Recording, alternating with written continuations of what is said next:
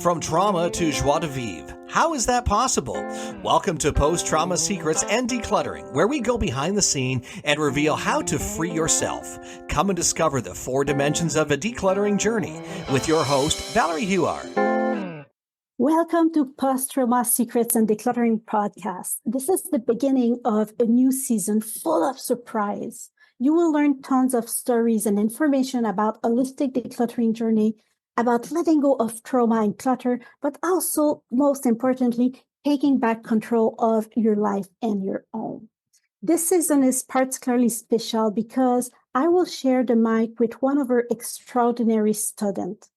We had the chance to witness her transformation that happened in the last year, and that is just exceptional. So seeing her taking control of her life and find peace and joy is just magnificent. So I'm really grateful that she accepted interview me. So let's talk a little bit about Tammie. Tammie is a church pastor. Reverend Tammie was trusted by her congregation to take care of them in their darkest moment. As she cared for others, she was living in her own dark story. At the age of 30, she was diagnosed with PTSD, post-traumatic stress disorder, and found coping with life's simplest task was becoming difficult and taking more of her energy. She decided that nothing was going to take her life from her and began a journey of recovery and created life that is thriving. So just let's get started. Thank you, Valerie, for inviting me to do this interview and for that wonderful intro. Valerie, you are the co-author of 3 books: Decluttering, How Can I Get Started, Put That Stuff Down, and Put That Stuff Down Too. You are also co-founder of Doers Academy and Do Well with your husband, JM. How did you become interested in addressing clutter and post-traumatic stress disorder? That's a really good question. It all started as I was a military wife, and I've learned resilience and the value of purposeful choices. So together with JM, we built the company, as you just said, that helped thousands of people transform their life through decluttering. And I had the chance to travel from exploring Canada to cruising over 10 countries. And these experiences has enriched my life in countless ways. But one of my most fulfilling roles was really leading first aid team at the Formula One races and contributing to Quebec First Responder program. So let's get back a little bit before that, because life wasn't always that way. I met JM. I was 16 years old during a spiritual retreat. Our journey has been one of love and shared purpose, fostering children with disability and creating unforgettable experiences for them, like riding elephants and interacting with wildlife, like those monkeys jumping on us, But life wasn't always being smooth. There was time when my memory seemed just out of reach. Key moments like my first real kiss or the first steps of my children were lost to me, as if I was disconnected from my home life. As I live in a constant state of fear and anxiety, always worried about what may happen next. Sleep was elusive, and eating healthily was really a struggle. This growing sense of isolation was overwhelming. I was desperate for a change, but I couldn't understand what was happening until I was diagnosed with complex post-traumatic stress disorder. Suddenly, all these signs pointed to a deeper issue: trauma. So in my quest to heal, I tried everything: medication, therapy, EMDR, hypnosis, but nothing seemed to improve my condition. Then a visit to the doctor left me shattered. He said, "I don't know how to help you. You will just get worse with the year." This statement hit me hard. I felt abandoned, not just by him, but by the entire medical system. It was as if they were giving up on me, and I felt totally worthless. This frustration and depression were overwhelming. I reached a point where I couldn't go on. My overwhelming condition forced me to stop as first responder master instructor and to quit volunteering. It was a heart-wrenching decision because I loved what I did. But my physical and my mental health were deteriorating, and I had no choice.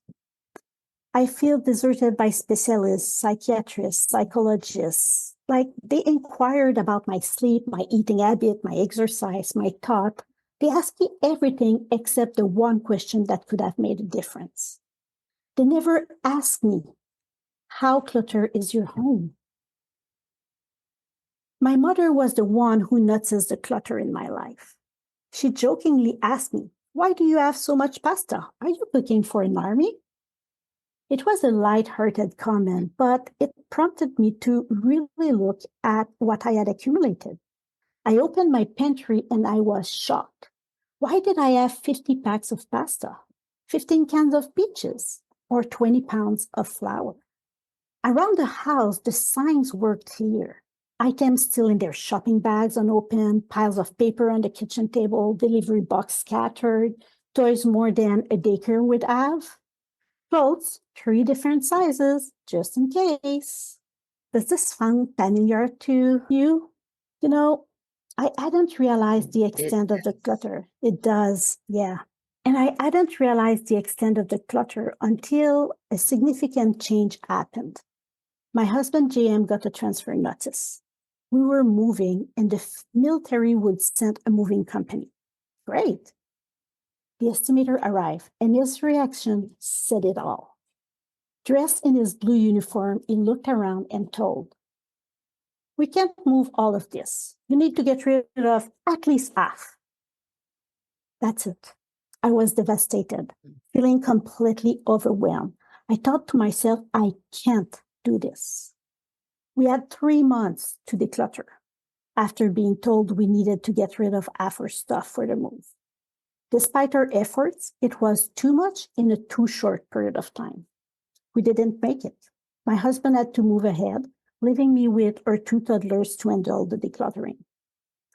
The night he left, I found myself sitting in front of our storage room, overwhelmed. For the first time in years, I broke down and cried. In a whisper, I asked myself, qu'est-ce que je vais faire avec tout ça? Or, what am I going to do with all of this? So many questions flooded my mind. Where to start? How long would it take? Would I have to discard good things? Where would I find the energy? That night, I doubted myself. Am I a hoarder? Why do bad things always happen to me? Why doesn't anyone understand? I felt like life was unfair. I remember crying for hours, feeling I had hit rock bottom. But it was a pivotal moment. I knew things would only worsen if I didn't make a change. But this crushing moment wasn't the end.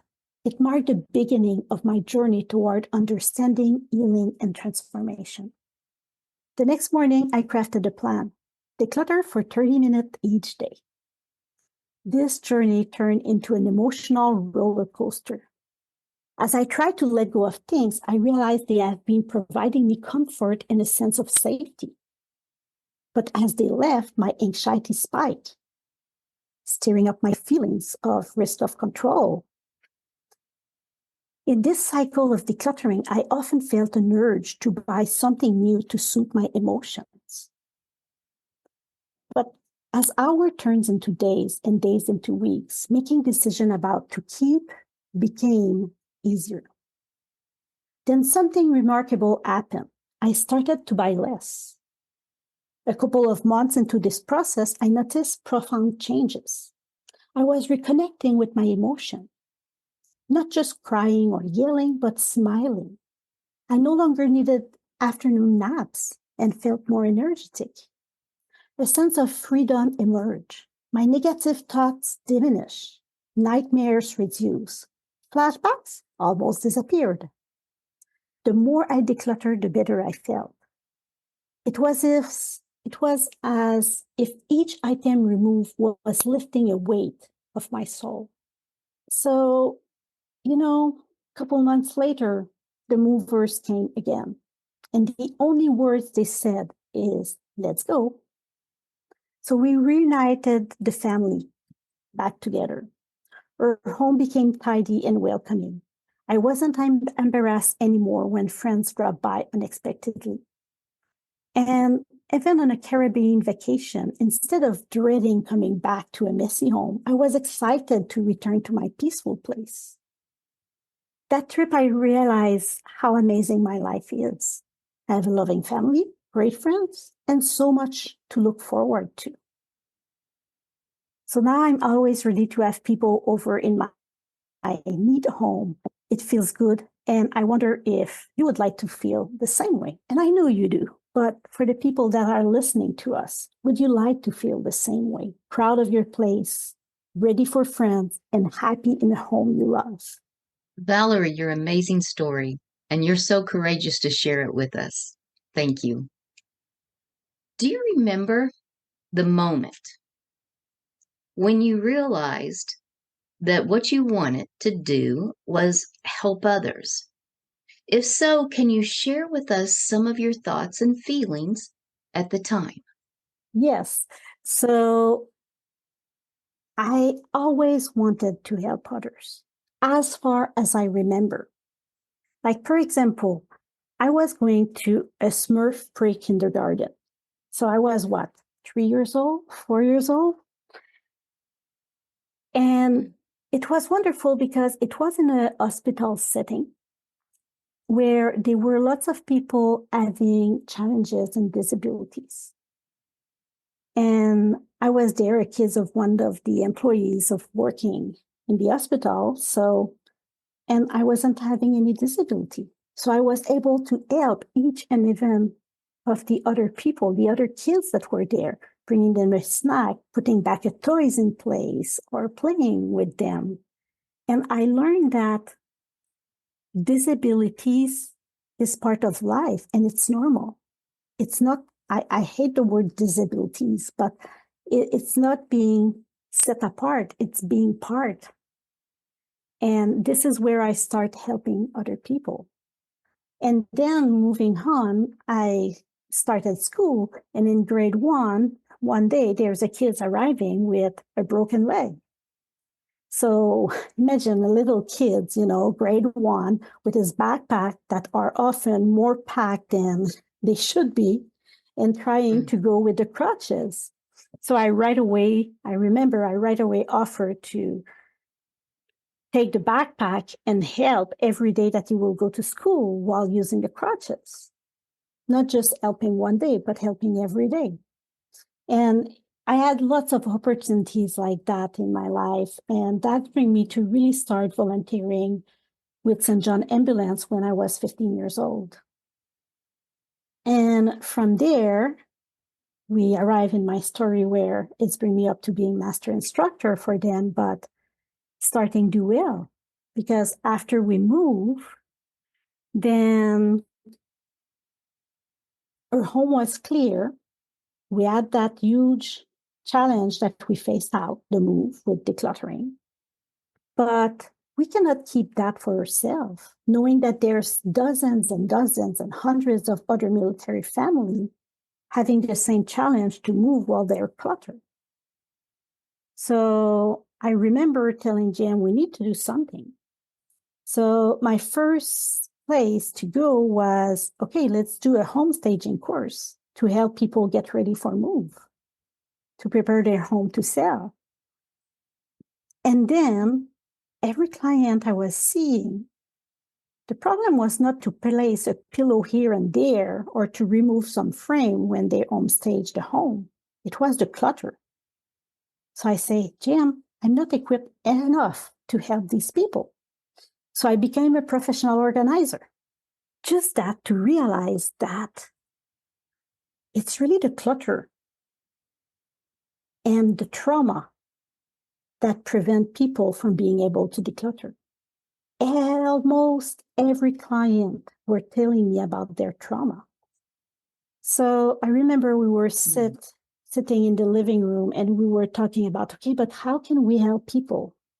Oh, I want to help people here in my city. No, it's not enough. Let's look bigger. Okay, we want to help people all over the continent that are moving with military families. Oh, it's not enough. Let's get bigger with more people. And then we ended up with that big number, wanting to improve the quality of life of 1 million people. Because we want to reduce the suffering in this world. And yeah, that's our goal, me and Jan. We want to help over 1 million people. You know, I was able to recover and get better, but others are able too, just like you. Valerie, did I hear you correctly when you said at 3 years old, you felt compassion towards the other children around you, and you believe that is the moment when you started helping people, and that has grown into the Do Well Academy today Yes, you heard me at well. 3 years old? Yeah. That's amazing. Well, how did your books and program materialize? Did you write your books before Doers Academy program was created, during, or after? That's a really good question. And I have a fun story about it. So at the beginning of Duel, I was doing in-home consultation. And one day on my Facebook feed passed a workshop about writing books. And JM told me a couple of times, oh, at one point we will write multiple books in our life. We have a lot to say. We have a lot to explain. So I say, okay, let's register for that workshop. Didn't tell JM, register for the workshop. It's a 3-day workshop. And then I tell JM, oh, JM, I have a good news. We registered for a workshop. It will be Friday night, Saturday, and Sunday all day. Okay, what is it about? We will write a book during the workshop. What? So we went to the workshop and it was amazing. And that day, the first day of the workshop, we laid out put that stuff down. The layout was ready. 10 months later, we were at the book launch of Put That Stuff Down 1. So from there, COVID hit. So we realized that we can reach and help more people if we have our book out there even more. So we start doing a little bit of marketing, but we created an online program. So instead of going in home, we can help people. And progressively, that course, the video that we did, we modify it and it became the Doers Academy. And from there, we were having a lot of questions. Okay, yes, we answer lots of things in the Doers Academy, but the people that are not in the program, there's a lot of information that we can still share with them. So we decided to write Put That Stuff Down 2, that explain more in detail the link between clutter and trauma and the holistic decluttering journey. And it is meant also to help professionals that want to help their own clients to have a good resource on decluttering. Valerie, we can see your commitment towards helping so many people. The COVID hit and so many people just didn't know what to do. And we're also very grateful that you and JM were able to put your heads together and create this program that's helping so many and write the books that's helping so many. Through Doers Academy, you have been helping people for, I think, 25 years. Is that correct? The Doers Academy is since COVID, but I have been helping people with trauma and clutter since before that. Okay, I see. How has helping others changed you? Wow, that's a really good question. So when I was studying in occupational therapy, like we're talking in the 90s, I was helping others as well. I discovered the the relationship and helping deeper, more professionally people. But I was also volunteering as a first responder. And the thing is, at that period of time, I was maybe volunteering 2,000 hours per year, around that. It was a huge amount of time that I was volunteering. And the thing is, it was not like today. I was helping others in a way to forget about myself. Like I was passing other needs before my own needs. And I was forgetting about my own needs. So yes, I was doing something good. It wasn't my value of helping others, but I was forgetting about myself. Then at some point I had to stop and take care of myself and work my own journey out of trauma. And that completely changed my life because I had to learn forgiveness during that journey. And when I talk about forgiveness, I'm talking about not waiting something in exchange of forgiving someone. Like it's not, I will forgive someone, then that person will do this, this, and this. No, real forgiveness.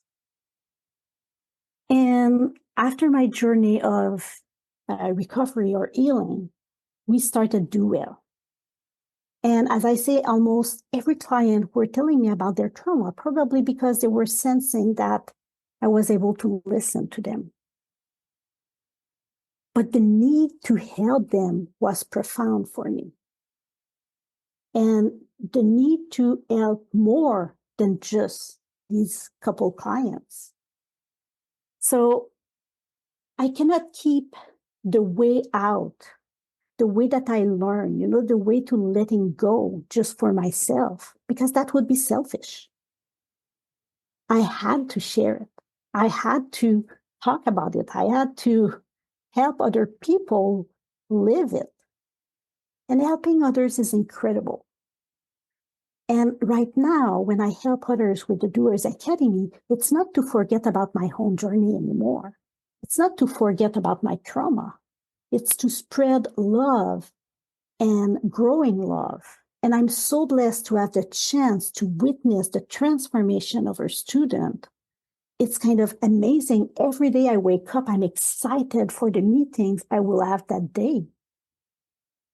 Like it completely changed myself. It completely showed me how everything is possible.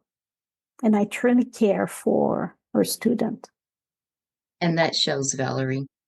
Valerie, could you explain for me, before you entered your journey of healing and you were helping so many others, do you feel like that was just that was a subconscious move on your part to deny your need for healing or avoid it? What do you think exactly was going on there? Before, it was really that if I help others, I don't have time to think about myself. So I don't have time to think about my trauma. I don't have time to think about my suffering. I don't have time for catastrophizing. I don't have time for all of other coping mechanisms that we can develop after trauma and that are painful. But we have to realize that helping others in this case was also a coping mechanism. Even if it's a good action, it was still a coping mechanism. So it was still unhealthy. Thank you. Was there ever a time in creating Doers Academy that you felt like you wanted to give it all up? What keeps you motivated? Yes, there were some time. It's always hard to say when we talk about those subjects because it's so delicate, but we had to invest a lot of time and money in the creation of the Doers Academy. Building a program that is internationally recognized, it's not something easy. And when we want to reach more people, to spread the message, to spread to let the people know that the program exists, we need to invest lots of time and lots of money. So that means some day not passing in family or some weekend working or things like that. So yes, at some point, it was kind of, okay, am I doing the right things? Am I making the right decision? But I came back to the source and wanting to help a million people. And yes, I want to do this. So that's what's keeping motivated. But when you got sick and you're an entrepreneur, you don't have insurance. I had, in the way of creating the Doers Academy, I had 2 emergency surgery. I got COVID and long COVID. And that left me with what they call POTS. That is a blood pressure dropping problem. So, of course, there's some moment where it was kind of, okay, what am I doing right here? But the passion of those breakthrough, the power of those breakthrough, knowing that someone are experiencing distress right now, I cannot accept that. I just can't help and offer them a way out. Thank you, Valerie. As you continue your work helping others with post-traumatic stress disorder and decluttering, where do you see yourself in 5 years? And where do you see Doers Academy in 5 years? I love that. I really love that.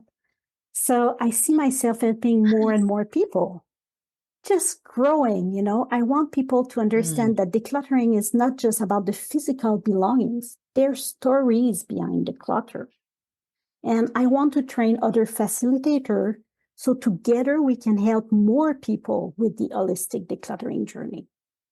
In 5 years, people will find and know about the Doers Academy the same way they search online and they find the Veteran Affair or they know that other important resource exists. We won't be that little tiny business here in Canada that just a couple of people knows about. Everybody will know what is Do Well and the Doers Academy. And so many people do know, and it is growing. It's happening now. Do you realize what an inspiration you are? I'm not sure. Well, you are. You are an inspiration. What encouragement can you give our listeners today if they or someone they care about is having difficulty with clutter and post-traumatic stress disorder? I think the most important message is the resources and the way to get better and take back control of life and home exists. It's not true when doctors and other specialists say it will stay like that. The resource exists and everybody is able to. I was able, as well as dozens of students that came through the Doers Academy, at their own pace. That's really important. It's not a program. It's not a way out that everybody do the same thing like when we go to school, everybody has the same homework the same day and have to report them and do the exam the same day. No, there's no exam and there's no everybody at the same time. Everybody at their own pace. And it is priceless to feel better and enjoy life in a tidy and welcoming home. Don't stay alone. Reach out. All the contact information will be in the show notes if you're looking for that. Or you can look on our website, but don't stay alone. The resource exists. Thank you, Valerie. There is help out there. There are. On this note, I want to thank you, Tammie, for that incredible interview. The questions you asked are really wise and thinking, and it really brings a new way of showing what we do here at Do Well. So for everybody that is listening, stay tuned. And as this is just the beginning of the season, there will be probably 7 or 8 other episodes in that season. And if you like that episode, please leave us a review or subscribe to the podcast. As we will dive more in the next episode, stay tuned. Thank you so much for taking time to listen to this episode. If you want to help break the trauma stigma, share this episode and give hope to your friends and let them know it is possible to get free from trauma. Valerie and JM want to help you further by offering you Declutter Your Life 101. Be sure to go to dowellht.com/free yourself. That's dowellht.com/free yourself to get your free quick summary and start your decluttering journey. Thanks again for tuning in, and be sure to join us next time to discover another secret on post-trauma secrets and decluttering.